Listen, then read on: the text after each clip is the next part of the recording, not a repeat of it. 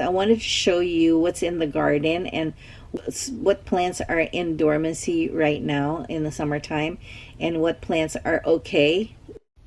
A one, two, three, four. I love succulents and you do too. They're so beautiful, fun and new. The gift that keeps on giving on and on. So watch my videos, we'll all have fun.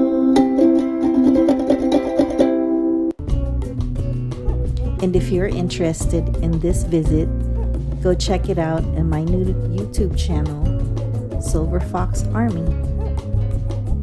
Hello and welcome back to Soul Sugar Succulent. My name is Army and I am here for you guys. Okay, Army is my nickname. So if I say Anna Marie, that's my full name. Army is my nickname though. So you can call me either one. The reason why I wanted to do a video today is to report to you about what the summer is doing to my plants. And it's really not that great because I hesitate to open my store, my Etsy store, when it comes to selling my succulents, because the succulents are not doing really great. And the worst that could happen is for me to sell something to you and then you open the box and it doesn't really look that good. I also want you to know what to expect when it comes to summer, because summer is a different bear, especially depending on where you're at. Even in California, where the weather is very acclimate, it usually very nice. Like today is like cloudy and cool. I thought that I would be able to get away with wearing this going out of the house, but as I was driving, I was really chilly. So if you guys are suffering somewhere else because of the heat, this is the place to be. I think, like, especially by the ocean. Maybe people who have camper vans and all that, they can always go to places in Northern California where it's a lot cooler than Southern California, but that's our little secret. So anyway, the reason why I wanted to talk today is because I wanted to show you what's in the garden and what plants are in dormancy right now in the summertime and what plants are okay even in the heat.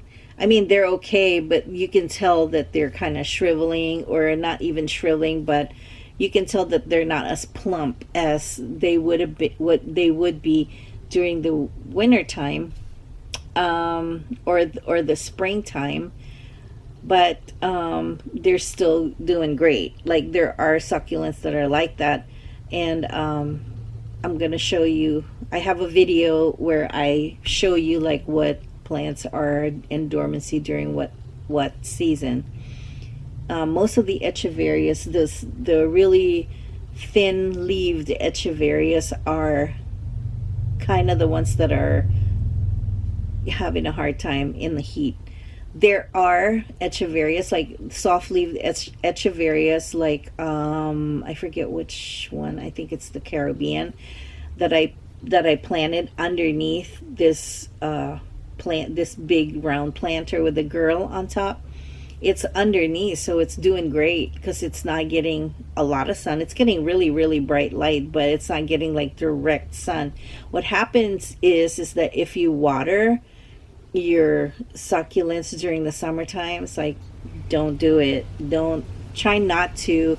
I know it's very tempting to do it, but try not to do it, because most of the succulents are in dormancy. The ones that you know are in dormancy are the ones that are kind of closed up, they're protecting themselves from the environment, and that's how they get through like the heat, the hot season, the hot summer. And also they signal to their roots not to suck up any more water, because they do have the reserves in their leaves. Most of them, the bigger leaved ones, the fatter ones, the more they have nutrients, so the easier it is for them to get through the hot summer months.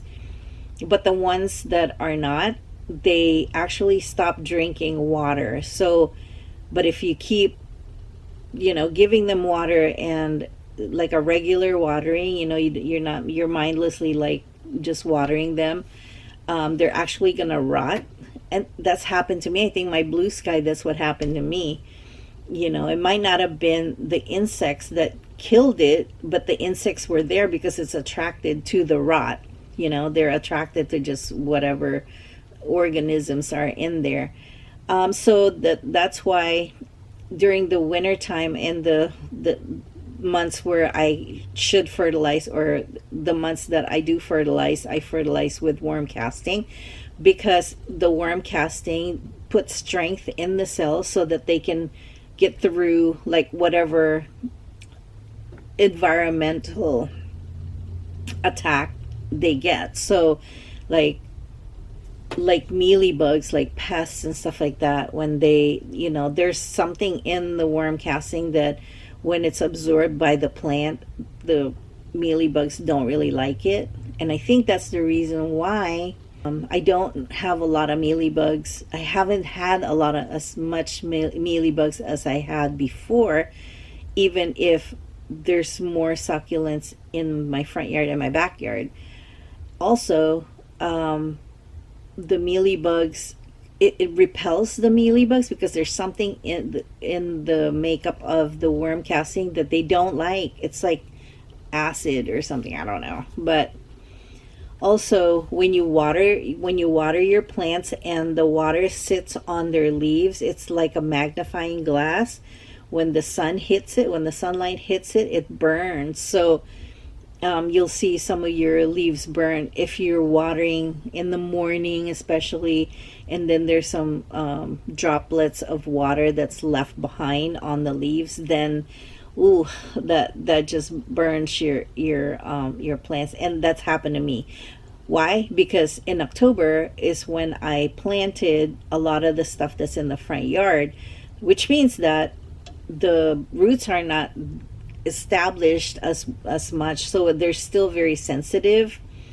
So because they were planted in the fall, and then winter time, and I think I still planted some in the springtime, which means that the roots are not well established yet, so there's no strength there. They're still trying to grapple for strength. They're still grappling for establishment. So that being said, you need to like stop watering during the summertime. Not 100% stop, because when it's really, really hot, it's also a good idea if the soil is very, very dry. After the sun goes down, you should water it a little bit, not a lot. And I noticed that too last video that I showed you. If you haven't seen that, go watch it. But my indoor plants also act the same way. I try not to douse it or soak it up, soak the water into it so much that it takes days and days and days for it to dry up, because they like to be moist, not soaking wet. So what happens is I water them every 4 days, so that they can, just a little bit of water, not a lot, not a really big soak. And I also don't butt chug anymore. It takes too much time, number one. Number two, it really gets soaked, and then you can't really control the amount of water that it's getting. And during this time, now the indoor plants, during this time, it's their growing season. They sleep during the winter, so you kind of cut back. So it's like a balance there. So during the summer, I don't water outside too much, and then during the winter, I don't water inside too much. So it's like I get a break from each one. So what else? Oh, I'm going to show you some of the plants in the next section. And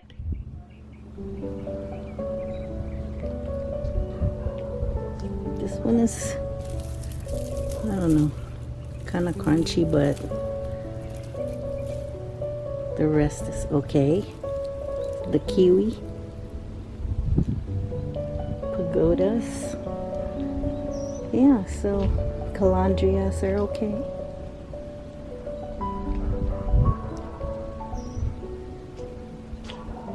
These are under shade, so doesn't really matter. The jades are perfect. They love it.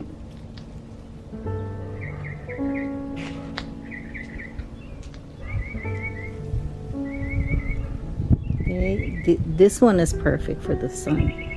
This is the Koreans. They like it in the shade for some reason. These guys like it in the shade. These guys like it in the shade. But those are dormant during the summer. Summer dormant.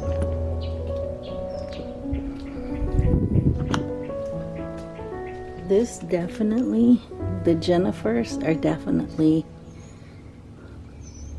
dormant in the summer. Jades are not. Look at this jade right here.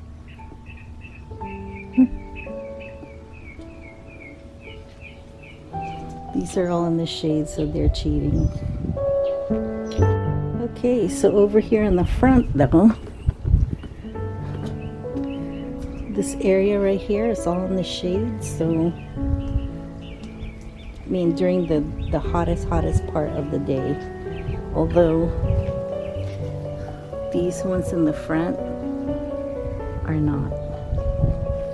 So you can tell even in the shade, this guy right here is dormant. See how it's like shriveled up. Not funny.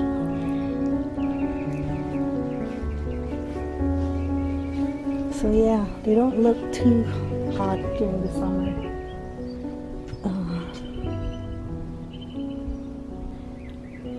This is pretty much in the shade, so that's cheating too. But my Ioniums over here, look at this is the perfect example of dormancy. Dying leaves, but this is under the shade, so she's not complaining too much. I think I have to voice over this whole thing because there's so much noise going on. This is the sedum that I'm talking about, that I want my whole meadow to have around here. I want the whole thing to be this, because look at the beautiful white flowers. Although when it dies, it becomes brown, but that's okay because it'll just drop anyway. So far this garden, ooh, did you guys see my avocado? It's growing, and the weeds are also present. However, that Ionium right there doesn't seem to go dormant. There's just some, well, it's kind of dormant because it's like closed up, but it's still thriving. This is what I mean about the burning. It does look like it's dead, but it's not. It's not dead because that's gonna come back in the winter.